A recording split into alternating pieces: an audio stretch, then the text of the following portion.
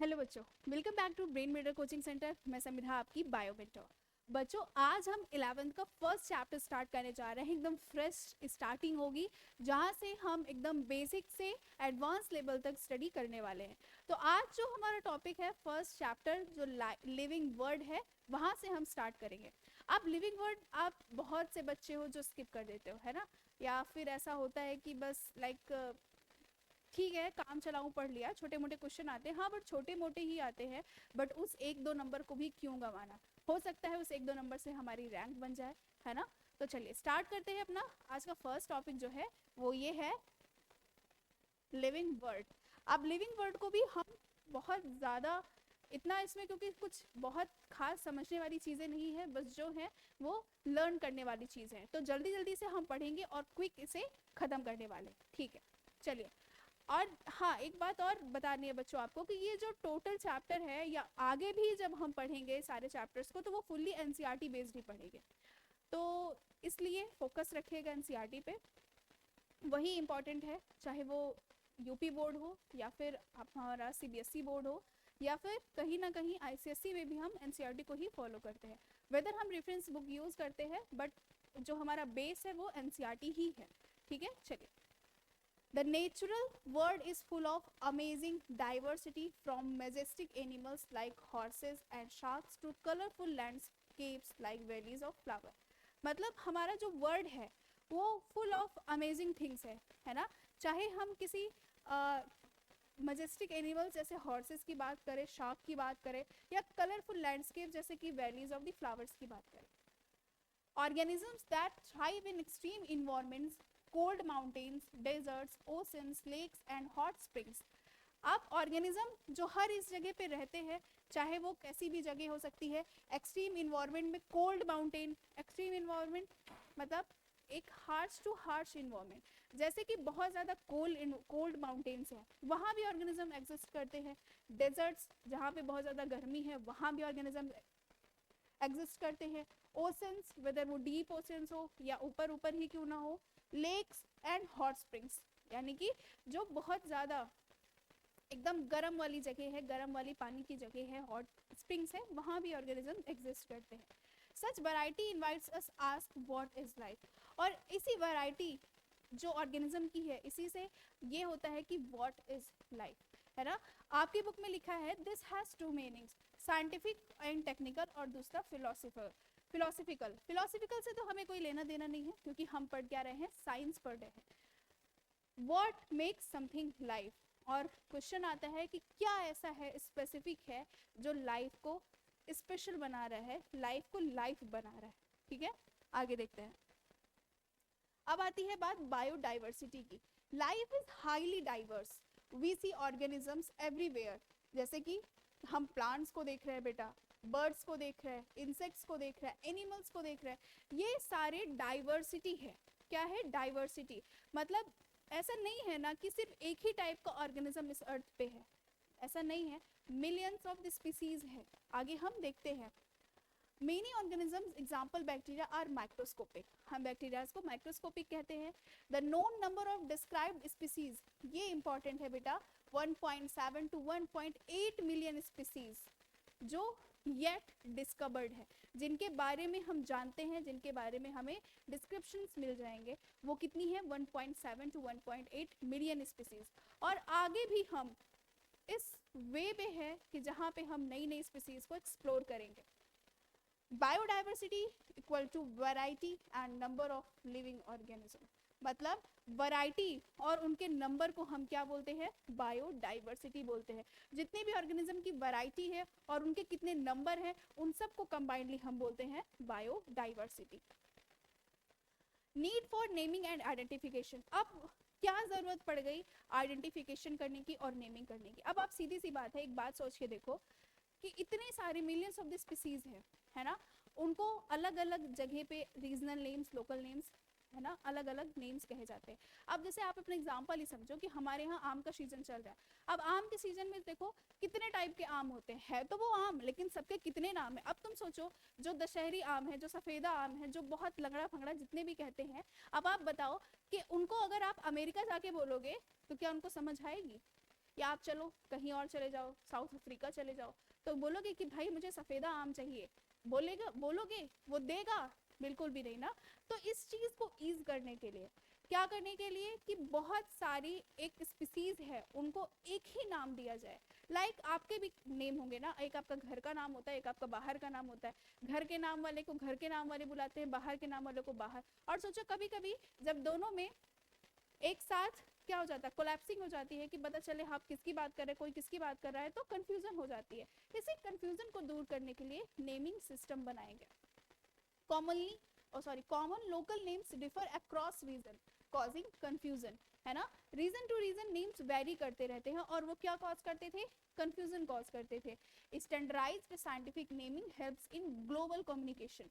अब हमको एक ग्लोबल कम्युनिकेशन करना है तो हमने एक स्टैंडर्डाइज्ड नेम रखा, एक ऐसा नेम रखा जिसको एक ही नाम से पूरी वर्ल्ड जानती हो, तो ऐसा नेम रखने की जरूरत हमें पड़ी।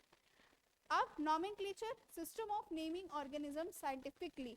नॉमेनक्लेचर क्या कहलाता है, किसी भी ऑर्गेनिज्म का नेमिंग रखना, साइंटिफिक नेम रखना, वो नॉमेनक्लेचर कहलाता है। And identification, correctly recognising and describing an organism, मतलब करेक्टली उनको रिकॉग्नाइज करना, उनको डिस्क्राइब करना, वो क्या कहलाएगा, आइडेंटिफिकेशन कहलाएगा। Scientific naming systems, scientific naming systems क्या क्या है।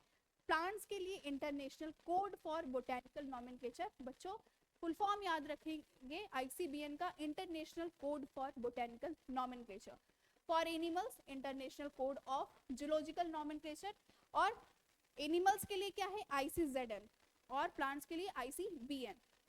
Scientist use binomial nomenclature, scientist क्या यूज करते हैं, बाइनोमियल नॉमेनक्लेचर यूज करते हैं। अब बाइनोमियल नॉमेनक्लेचर में क्या है, जैसे एग्जांपल के लिए, जैसे हमारा नाम जो होता है, हमारा एक नेम है और दूसरा हमारा सर नेम है, वो क्या हुआ, बाइनोमियल नॉमेनक्लेचर। इसी तरीके से ऑर्गेनिज्म के नाम रखे गए, स्पीसीज और जीनस, मींस क्या हुआ, डेवलप्ड। अब देखो ये किसके द्वारा डेवलप किया गया, कैरोलस लिनियस ने फर्स्ट टाइम बाइनोमियल नॉमेनक्लेचर को दिया। इसीलिए कैरोलस लिनियस को हम क्या बोलते हैं, फादर ऑफ द टैक्सोनॉमी बोलते हैं। Each name has two parts, first is genus, start with capital letter, और species specific epithet start with a small letter. जैसे कि एग्जांपल देखो, हम ये कहते हैं कि हमेशा जो जीनस होगा वो कैपिटल लेटर से स्टार्ट होगा, मींस मैंजीफेरा, और स्पीसीज स्मॉल लेटर से इंडिका, मैंजीफेरा इंडिका। तो ये क्या रहा तुम्हारा, एक बाइनोमियल नॉमेनक्लेचर या बाइनोमियल नेम रहा। किसका, ये किसका नेम है बेटा, मैंगो का, ठीक बात है, Mangifera indica mango. Rules for binomial nomenclature. अब हम कैसे कैसे रूल्स है, जैसे हर चीज का एक नियम कानून होता है ना, कि आप कोई भी चीज कर रहे हो तो हर चीज के नियम होते हैं, हर चीज के प्रोटोकॉल्स होते हैं। उसी तरीके से बाइनोमियल नॉमेनक्लेचर रखने के भी कुछ रूल्स थे। वो रूल्स क्या है, names are in Latin, names कैसे होना चाहिए, लैटिन में होना चाहिए। अब क्यों लैटिन में, इसका रीजन क्या है, रीजन ये है बेटा कि जो जहाँ का है वो अपनी भाषा में ही तो चीजों को लिखेगा ना। अब जैसे तुम बताओ कि अभी तुमको कोई पोयम लिखनी हो या तुमको कोई स्टोरी नॉवेल लिखनी हो, तो तुम क्या करोगे, मोस्ट प्रोबेबली तुम अपनी नेटिव लैंग्वेज यूज करोगे, है ना, जैसे कि हिंदी। अब जैसे तुम बताओ एग्जांपल के लिए, जब तुलसीदास जी ने रामचरितमानस लिखी, तो क्या वो पहले अमेरिका गए, वहां से इंग्लिश सीखा, क्योंकि इंग्लिश तो सब जानते थे, तो क्या उन्होंने इंग्लिश सीखा, ऐसा नहीं हो सकता ना। या फिर क्या उन्होंने उर्दू सीखी, नहीं, उन्होंने अपनी लैंग्वेज अवधि अडॉप्ट करी और उसमें उन्होंने लिखा जिससे कि मेजर पीपल उसको समझ सके। इसी तरीके से कैरोलस लिनियस ने लैटिन लैंग्वेज यूज की, इसीलिए इसको कैसे लिखा जाता है, लैटिन में लिखा जाता है। और latinised, written in italics, type means कि क्या हुआ कि अगर हम कंप्यूटर पे टाइप कर रहे हैं, बुक में लिखा होगा तो क्या होगा, वो इटैलिक होगा। कैसा दिखेगा, जैसे कि अभी बताया ना मैंने, इधर देखो, यहाँ पे देखो, मैंजीफेरा इंडिका, ये कैसा है, इटैलिक्स है, थोड़ा सा टेढ़ा है, और अंडरलाइन व्हेन हैंड रिटन, और जब भी हम इसे हाथों से लिखेंगे तो हम उसे अंडरलाइन करेंगे। देखो जैसे ये किया मैंने, हमने इसे हाथ से लिखा और हमने इसे क्या किया, अंडरलाइन, सेपरेटली अंडरलाइन करा। आगे देखो, फर्स्ट वर्ड जीनस जो कैपिटल लेटर से स्टार्ट होगा, सेकेंड वर्ड स्पेसिफिक एपिथेट जो लोअर केस में स्मॉल लेटर से लिखा जाएगा। Authors name abbreviated can follow example Mangifera indica Linn. मतलब हम बाद में ऑथर का नेम भी एब्रिवेटेड फॉर्म में लिख सकते हैं, शॉर्ट फॉर्म में लिख सकते हैं, जैसे कि लिखा गया है मैंजीफेरा इंडिका लिन। लिन मीन्स लीनियसनेस की डिस्कवरी की थी, वो इनके ऑथर है, इसीलिए उनका नाम लास्ट में लिख दिया गया। अब क्लासिफिकेशन एंड टैक्सोनॉमी की बात करते हैं। अब ये क्या है, नाम तो हमने रख दिया, हमने नेमिंग कर दी, अब हम क्लासिफिकेशन कैसे करेंगे और टैक्सोनॉमी की बात करते हैं। Due to large number of organisms classification is necessary, क्योंकि लार्ज नंबर ऑफ एनिमल्स हमारी अर्थ पे पाए जाते हैं, इसलिए क्या था, इनका क्लासिफिकेशन करना इंपॉर्टेंट हो गया। अब आप सोच के देखो, आप 1.7 टू 1.8 मिलियन स्पीसीज जो ये डिस्कवर्ड है, आप उनके बारे में स्टडी करने जाओगे तो आपकी पूरी उम्र निकल जाएगी, है ना। तो हम क्या करते हैं, हमने क्लास में डिवाइड कर दिया, हमने ये सोचा कि ये इस क्लास को बिलोंग करते हैं, कुछ ऑर्गेनिज्म ऐसे हैं, लाइक प्लांट एनिमल की बात करते हैं, तो प्लांट्स वो सारे हैं जिनके पास सेल वॉल सेलुलोज की बनी है, जो फोटोसिंथेसिस कर सकते हैं, ऑटोट्रॉपिक मोड ऑफ न्यूट्रिशन कर सकते हैं, वो क्या हो गए, प्लांट हो गए। एनिमल जिनके पास सेल वॉल एब्सेंट है, जो हेटेरोट्रॉपिक मोड ऑफ न्यूट्रिशन करते हैं, तो वो क्या हो गए, एनिमल्स हो गए। तो हमने मेजर पोर्शन को डिवाइड कर दिया दो पार्ट में। अब हम कुछ प्लांट्स के बारे में जनरल कैरेक्टर्स पढ़ लेंगे तो हमें सारे प्लांट के बारे में पता चल जाएगा, और जब हम एनिमल्स के बारे में पढ़ लेंगे तो हमें एनिमल्स के बारे में पता चल जाएगा। तो ऐसे क्या किया हमने, ईज ऑफ स्टडी करी, मतलब ईजीनेस कर दी स्टडी में, जिससे कि हमको आराम हो गया किसी भी एक ग्रुप ऑफ ऑर्गेनिज्म के बारे में सारी डिटेल जानने का, दूसरे ग्रुप ऑफ ऑर्गेनिज्म के बारे में सारी डिटेल जानने का। क्लासिफिकेशन क्या है, grouping organism based on observable features. हम क्या करते हैं, क्लासिफिकेशन क्या करते हैं, इसलिए करते हैं, क्लासिफिकेशन का बेसिस क्या है, ऑब्जर्वेबल कैरेक्टर्स को ध्यान रख के। जैसे क्लासरूम में हम क्या करते हैं, क्लासिफिकेशन कर रहे हैं, क्लासरूम में हमने क्लासिफिकेशन किया, जितने बॉयज है वो एक तरफ हो जाए, जितनी गर्ल्स है वो एक तरफ हो जाए, तो हमने ऑब्जर्वेबल कैरेक्टर को लेके क्लासिफिकेशन कर दिया। अब हमने कहा कि ठीक है, जितने लोग चश्मा पहनते हैं वो एक साइड हो जाए, जितने लोग चश्मा नहीं पहनते वो एक साइड हो जाए। वो क्या था, दूसरा ऑब्जर्वेबल कैरेक्टर्स था, जिसकी बेसिस पर हमने क्लासिफिकेशन कर दिया। तो ऐसे ही क्लासिफिकेशन करते हैं based on observable features. Help simplify study, example dogs, cats, mammals, plants. ये इसलिए इजी हो जाता है कि हम ऑर्गेनिज्म की स्टडी को सिंप्लीफाई कर सकते हैं। These groups are called taxa। अब देखो, कहा जा रहा है कि कोई भी ग्रुप बड़े से छोटा, जैसे प्लांट हो गया, प्लांट के बाद मैंने कैट बोल दिया, कैट के बाद मैंने वीच बोल दिया, वीच के बाद मैंने राइस बोल दी, या स्पेसिफिक रोज बोल दिया, ये अपनी अपनी जगह क्या है बेटा, टैक्सा कहलाते हैं। मीन्स अदर लाइन पे, अदर लेवल पे किसी भी ऑर्गेनिज्म का वहां पे होना, वो क्या कहलाएगा, या किसी ऑर्गेनिज्म के बारे में बात करना, वो क्या कहलाएगा, टैक्सा कहलाएगा। एग्जाम्पल के लिए animal, mammal, dog, each is in a taxon at a different level. अपने अपने लेवल पे ये सब क्या कहलाएंगे, टैक्सा कहलाएंगे। अब मैमल है, मान लो एनिमल किंगडम है, एनिमल किंगडम के बाद मैमल क्या है, एक उसका क्लास है, वो क्या है, एक अलग लेवल हो गया। मैमल के बाद डॉग की बात हमने की, वो भी उससे भी छोटे ऑर्गेनिज्म, एक स्पेसिफिक स्पीसीज की बात हो गई, वो सब अपने अपने लेवल पे बेटा क्या कहलाएंगे, टैक्सा कहलाएंगे। Taxonomy, science of identifying, naming and classifying organism. यहाँ पे ये क्या है, एक टाइप का ब्रांच ऑफ साइंस है, जहाँ पे हम आइडेंटिफाई करना ऑर्गेनिज्म को, उनको नेम देना और उनका क्लासिफिकेशन करना पढ़ते हैं, सीखते हैं। बेस्ड ऑन एक्सटर्नल और इंटरनल स्ट्रक्चर, ये किसके बेसिस पे किया जाता है, एक्सटर्नल और इंटरनल फीचर के बेस पे, सेल के स्ट्रक्चर के बेस पे, डेवलपमेंटल स्टेजेस के बेस पे, और इकोलॉजी, मतलब सेल का बाहर का अंदर का स्ट्रक्चर कैसा है उसके बेसिस पे भी। दूसरा, सेल के स्ट्रक्चर के बारे में, मतलब सेल कैसी है, प्रोकैरियोटिक है, यूकैरियोटिक है, स्पेसिफिक ऑर्गेनेल क्या कैसे हैं। डेवलपमेंट स्टेज, मतलब वो कैसे डेवलप कर रहे हैं अपनी लाइफ में, उनकी क्या क्या कंडीशंस है, कि वो लार्वल हैं या ऐसा है जो लार्वा नहीं प्रोड्यूस कर रहे हैं, या एग लेइंग है या नॉन एग लेइंग है, कैसे भी करके हम क्या करते हैं, उनका क्लासिफिकेशन करते हैं, आइडेंटिफिकेशन करते हैं। इकोलॉजी मीन्स क्या हुआ, कि उनका interaction with the environment, organism to organism, इस चीज को भी हम ध्यान में रखते हुए ऑर्गेनिज्म का क्लासीफाई करते हैं, या उसे क्या करते हैं, टैक्सोनॉमी में क्लासीफाई करते हैं।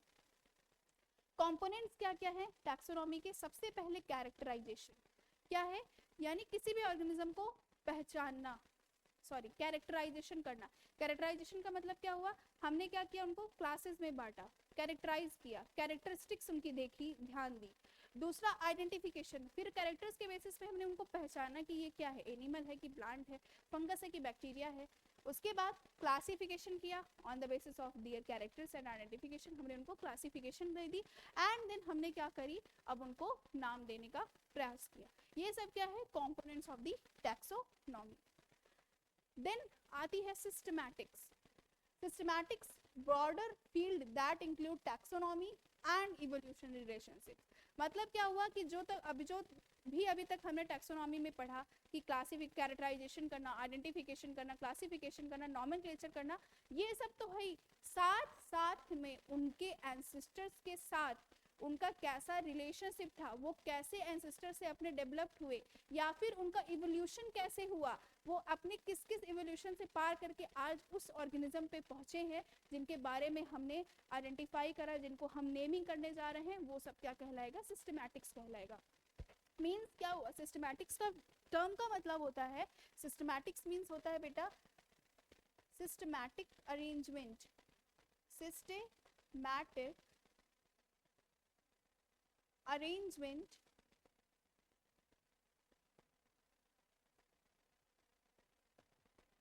of an organism, of an organism, ये क्या कहलाता है बेटा, सिस्टमैटिक्स कहलाता है। ठीक है, term from Latin systema means systematic arrangement. इसने सबसे पहले Linnaeus used it in his book Systema Naturae. Linnaeus ने इस टर्म को सबसे पहले यूज किया था अपने बुक सिस्टेमा नेचुरे में। इंक्लूड्स आइडेंटिफिकेशन, क्लासिफिकेशन, नॉमेनक्लेचर और इवोल्यूशनरी कॉन्टेक्स्ट। मतलब हम उनके इवोल्यूशन के बारे में भी इसमें इंक्लूड करेंगे, वो क्या कहलाएगा, टैक्सोनॉमी कहलाएगा। नेक्स्ट है टैक्सोनॉमिक कैटेगरीज, जिसे हम आगे देखते हैं taxonomic hierarchy.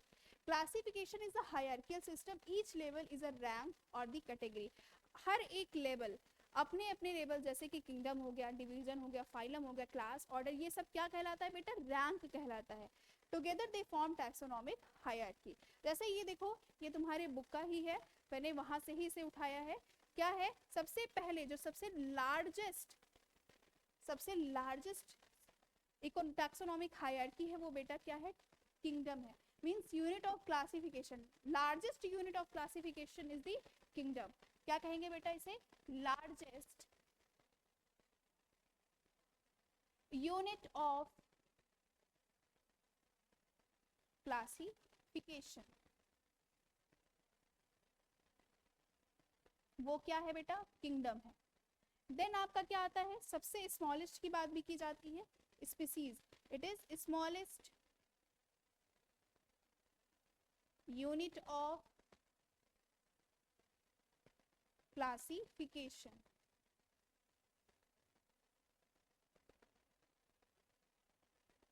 Smallest unit of classification is species and the largest unit of classification is the kingdom. Then kingdom के बाद क्या आता है बेटा, फाइलम और डिवीजन। अब फाइलम और डिवीजन हम कहाँ यूज करते हैं, फाइलम हम करते हैं use in the case of animal, और डिवीजन यूज करते हैं बेटा in the case of plants. Class, order, then family, genus and species. अगर हम छोटे असेंडिंग ऑर्डर में जाएंगे तो species, genus, family, order, class, phylum और किंगडम। ठीक है बेटा, तो ये रहा। इसको याद करने के लिए बस ऐसा ही याद रखना कि बहुत फनी हो सकता है, मे बी यूजलेस हो सकता है, बट याद कर सकते हो कि पीसीओ में लग गया, के पीसीओ में लग गया fungus. Means species, genus, family, order, class, phylum and the kingdom. May be अगर आपको यूजफुल लगे तो you can learn from it. Then है, अब हम एक एक करके टैक्सोनॉमिक हायरार्कीज के बारे में पढ़ने वाले हैं। सबसे पहले क्या है, species. It is a basic unit of classification. अब स्पीसीज क्या है, अ group of similar organism that can interbreed.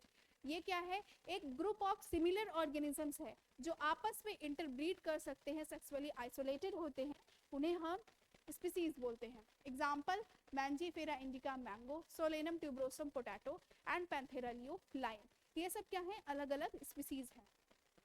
Panthera leo lion का नाम होता है, सोलेनम ट्यूबरोसम पोटैटो का, और मैंजीफेरा इंडिका मैंगो का।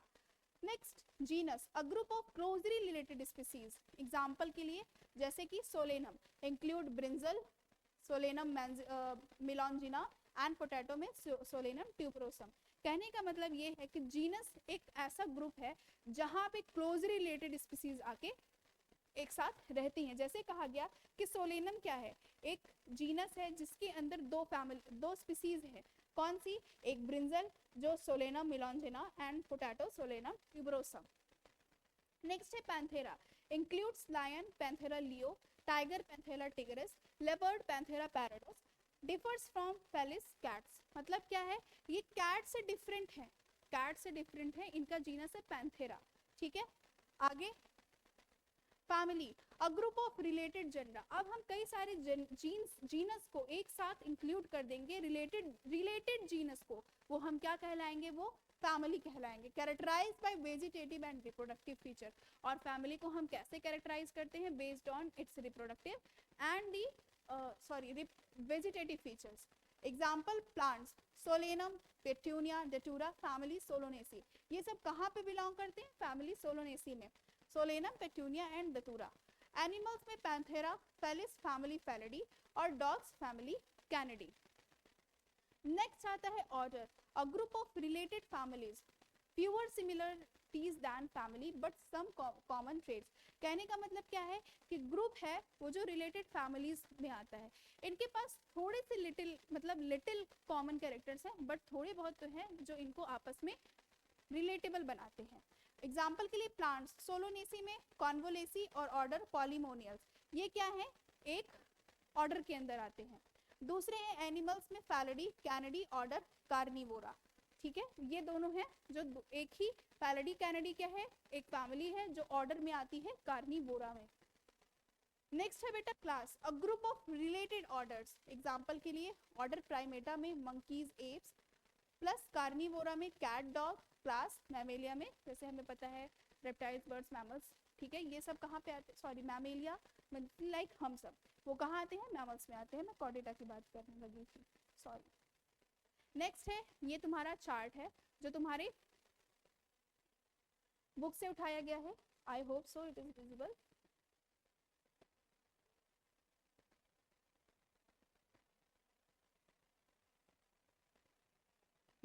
शायद अब विजिबल होगा। देखो, कॉमन नेम मैन का, हम एक एक करके चीजें पढ़ेंगे। सबसे पहले इनके फाइलम की बात की जाए या डिवीजन की, तो इनका जो फाइलम है वो क्या है? कॉर्डेटा।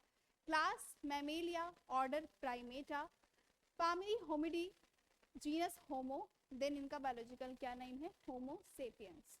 तो ये चीजें आपको लर्न करनी पड़ेगी बेटा, एग्जाम में पूछा जाता है। देन है हाउस फ्लाई के बारे में। हाउस फ्लाई का फाइलम है ऑर्थोपोडा, क्लास है Insecta, order Diptera, family Muscidae, Musca domestica.